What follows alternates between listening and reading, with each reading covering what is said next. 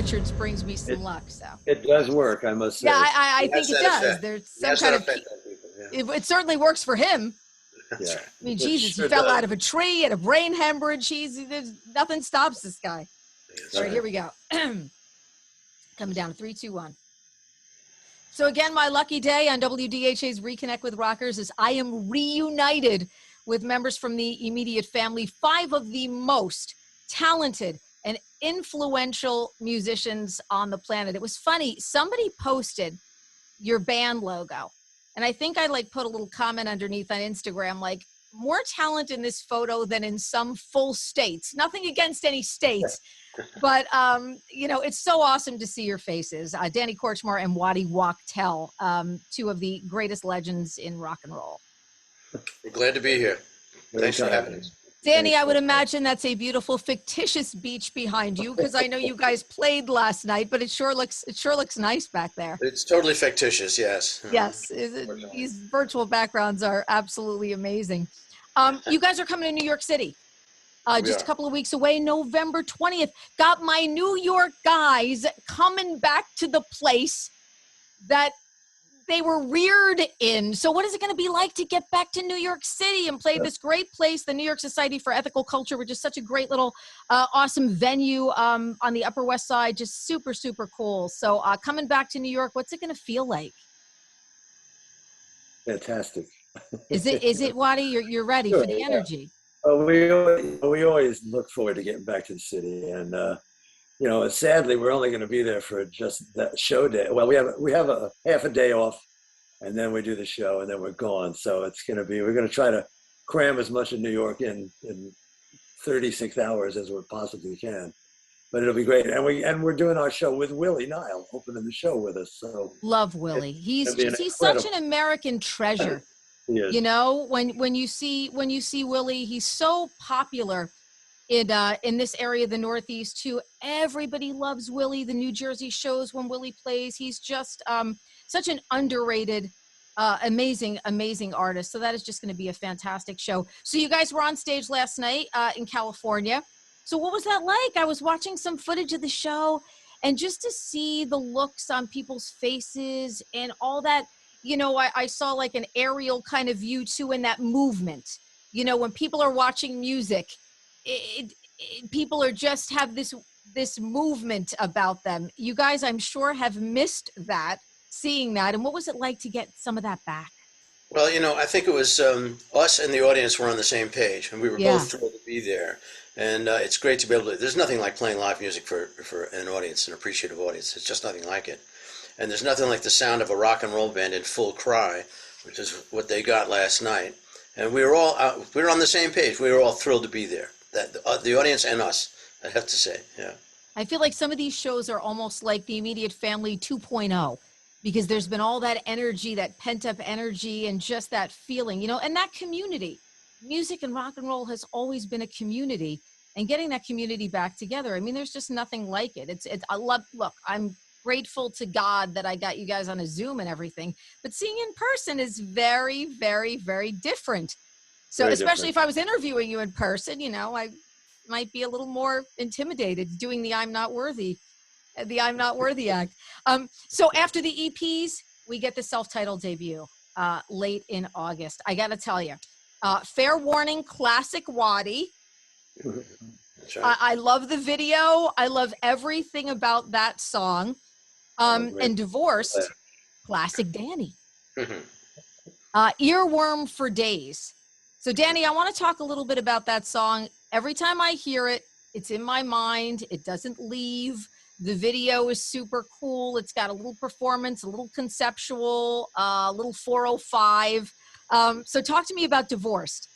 Well, that song came about, amazingly, I was stuck on the 405, and I, like every other Angelino, pissed off, of being there. So when I got home, I just started writing the lyrics, and amazingly, because usually I start with music, but in this case, I wrote the first 2 verses just right off, like it was nothing, and they came very quickly. So at that point, that's when, of course, I called Wad, who came over, and we worked up the guitar parts, which took about 10 seconds.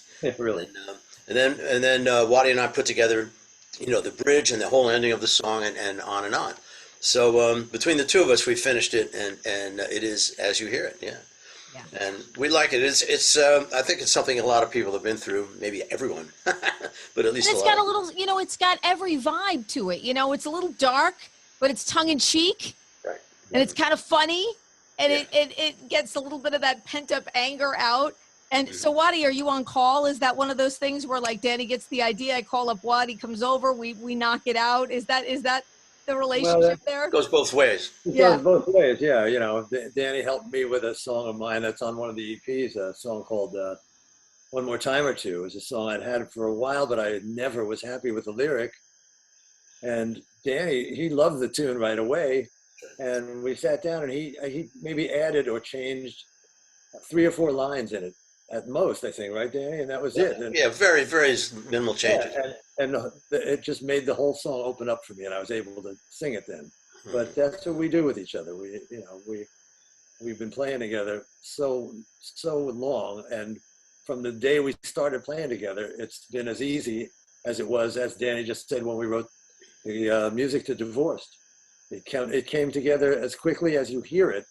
Danny started playing his line, I started playing the slide part. We got the music. Right. Just comes together. So Yeah, and it's not surprising. Of course, you and Russ and Lee and Steve have played together for so many years and have been such a part of, in our last interview, the crafters of American music as we know it, multiple generations, certainly my generation. I remember, Tapestry arriving in the house, Hmm. and the cover, just blew me away. I was a kid, and I saw this woman on the cover of an album, woman on the cover of an album that I was hearing on the radio, and there she is, and she's at the window, and she's beautiful, and she's bohemian, and she's got her cat there, and it brought me into my musical journey. What was that? 70, 71 maybe? Sounds right. Yep. Yeah, and then You're No Good comes out, and that's a part of my musical journey. So you guys, again, we talked about it earlier, the crafters of sound. Now, was this record recorded, did I read it correctly, was it recorded at Jackson Brown's house? That's right. Yeah. at Jackson's Yeah. his, studio. at his studio, not his house. Yeah, oh, his studio. And so was he involved in was he there, or? He was around, you know, he was coming in and hanging out with us, you know, but he Yeah. wasn't involved in the actual the creative part of the thing. But he's our dear pal, and we love him. And of course, just having him around was wonderful, and as Always always. inspirational. Yeah, Yeah. and it's a great studio that he lets us use. We were there for 3 days and cut about 17 tracks. And 3 days, 17 tracks. That's insane. 3 days. I mean, it doesn't surprise me at all with the five of you, but 3 days and 17 tracks. Um, wow. Just Well, there was plenty of pre-production and post-production. In other words, we cut the basic tracks in 3 days, but then we also worked on the vocals and various overdubs out of there. after the fact. yeah, but 3 days is still not a long time No. to put together a whole record. So I want to talk also a little bit, Danny, about you were at the Hall of Fame with Carol not long ago. We haven't seen it yet because it's going to come on HBO. I believe it's November 20th. I think it's starting to show on HBO on November 20th. Okay, good. And it was you and Russ and Lee, correct? Is that correct? That's right. Yes. What was that like? That must have been such a great moment in time for you. Well, Just, you know what it is? Friendship, just friends together. being with Carol is always great. She is a dear friend of mine, one of my oldest and dearest friends, and I love her very much. And we all feel that way. So that part of it was absolutely wonderful. You know, the Rock and Roll Hall of Fame in Cleveland was kind of a cluster, fill in the blank. Yeah. In terms of putting the whole thing together, there was a lot of chaos and people running around and everything like this. But the idea was to be there with Carol. She wanted us there, and we were very proud to be there and to help honor her to be inducted in the Rock and Roll Hall of Fame. Mm-hmm. Yeah, I'm such a Carol fan, so I was scouting for footage. The good thing is sometimes you can find this stuff on YouTube. So I was scouting for footage, and I loved that she introduced you guys as the immediate family. Yeah, that's nice. They'll probably cut that out. I hope they don't. They'll I probably edit hope that they out. don't. Because I saw that on YouTube, and she's like, "Hey, my, like my guys are here. It's Lee and Russ and Danny Kortchmar, and they have their band, the Immediate Family." And I thought, yes, that is. She's such a class act, Absolutely. and She's making very it gracious. Yeah, about you guys. And I was really, really happy, and I'll be really pissed off if they cut that out, because that we'll doesn't see. deserve to be out. That deserves to be in.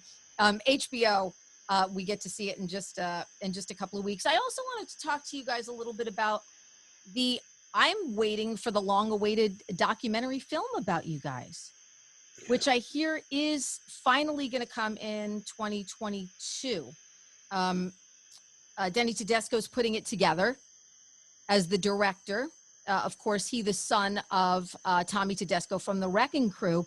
Now, it's not like people are following you guys around with cameras and documenting your lives or anything. This is basically just going to be about you guys, correct? Yeah, that's what it's going to be. Sorry about that. That's what it's going to be. Yes, it traces. It goes all the way back. I started playing with Russ and Lee in 1971. Around there, and and now here we are in a band together all this time later. So it's pretty awesome to be, to have had this much history, and it's just incredibly wonderful to be with my brothers, and now have our own band.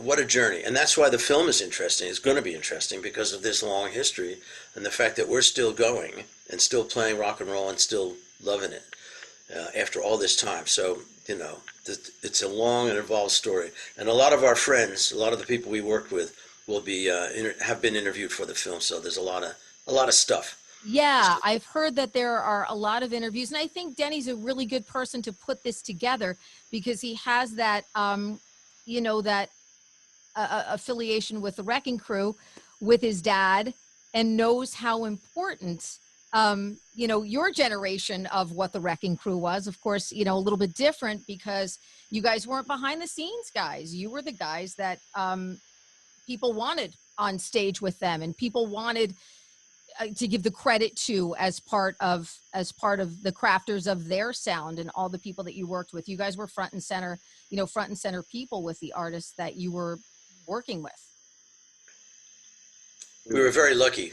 There, Wad, you're there. Go. Yeah, I'm back. I don't know what happened there. Yeah. Peter Asher is the one responsible for first putting names on records, and then Peter Asher was always also the one who said, "You guys got to go play with James." And Danny and Lee and Russ were out with James before I was with him, but he did the same thing with me with Linda. He said, I need you to go on the road with her." As a matter of fact, he saw me the first time Peter saw me. I was playing with Carol and Danny and Lee and Russell when we went to on that tour we did for the Thoroughbred record, the UCLA show. And he approached me about touring with Linda right then. And he said, "That's what I need. I need the band that plays the record to be on the stage with Linda so it sounds exactly the same." And it's a brilliant concept, and it worked great for him, and it worked beautifully for us. Yeah. And I'm so looking forward. Like, I keep looking for information on the documentary all the time, because I'm like, when is it coming? When is it coming? At first I heard it was coming at the end of the year, and now I'm seeing that it's coming in 2022. But I'm so looking forward to it. And I also find any interview I can with Tedesco, because I want to hear how he's putting together this documentary about you guys. Yeah.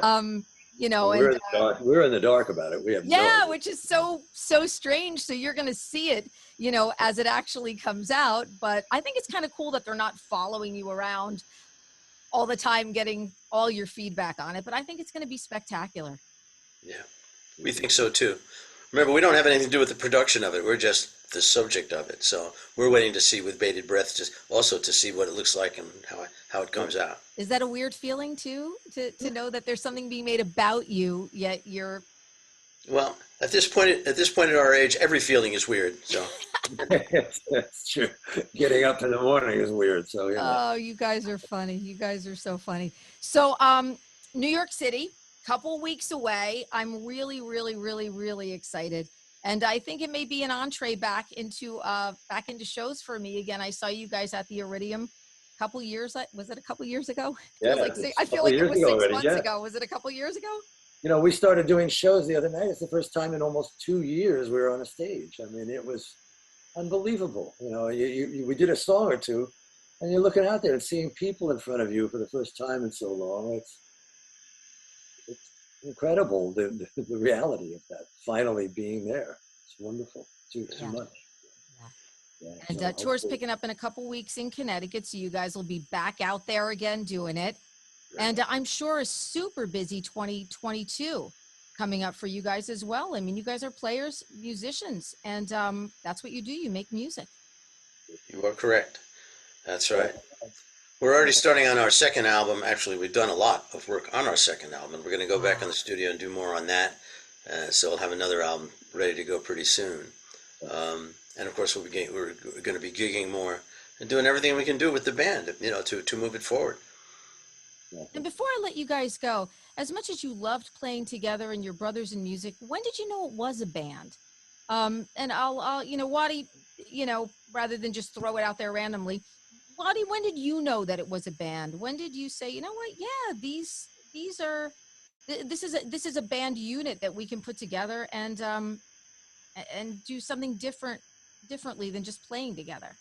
Well, when Danny, the original impetus for all of this came when Danny had his solo album to do for Japan, and Russ and Lee happened to be in town. I was out of town with Stevie Nicks, but Danny booked, and again, it was a 3-day bid again. So he booked this weekend, and I was able to come back on the Sunday. So the guys were in for the 2 days without me.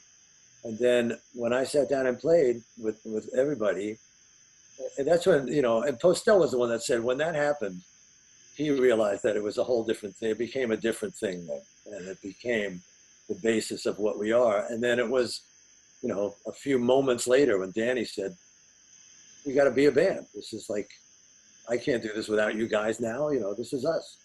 We got to be it. And then we went, you know what? That's exactly right. It's time. So that was it. And Danny came up with the name right then, I think, too, because that's exactly what we are. We are such close family to each other. Postel's the new guy, and we've known him almost 20 years. Yeah, right. When I see you guys together too, when I see you guys on stage together, there is that emotional fit and that physical fit. It just looks, the synergy with you guys standing on stage and playing together is a band. Yes. And that's the beautiful thing about it. Even in press shots or whatever, it's like, yes, there's just so much in this picture right now that I'm looking at. That's great. That's great. Well, it only took a lifetime. Yeah. That's okay. That's okay. What does it matter? I think it's better now than before. I actually do, because you guys were so busy. When would you have possibly fit in your own band? You're not going to fit in your own band when you're writing records with other people and touring with other people. So I think now is the absolute perfect time for you to do it.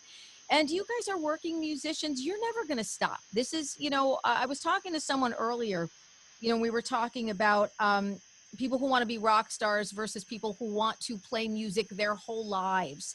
And I could never imagine a musical world without either one of you in it, quite frankly. Well, that's really sweet of you. Neither can we, by the way. Yeah, I don't doubt it. Self-titled debut from the Immediate Family is out now. We will see you guys in New York City on the 20th of this month. It can't come fast enough. And right. Danny Kortchmar and Waddy Wachtel, you know how I feel about both of you. It's always such a pleasure to have you on the show via Zoom and on the air with me. And thank you so much for taking the time. Our pleasure. Thank you very much for having us. I really hope you can make it to the show that night. That would be awesome. Oh, I'll be there. If I bring my mask. Yeah. DHA's Reconnect with Rockers is powered by Karis Lock Company, your full-service locksmith, and Dover Dodge Chrysler Jeep Ram on Route 46 in Rockaway.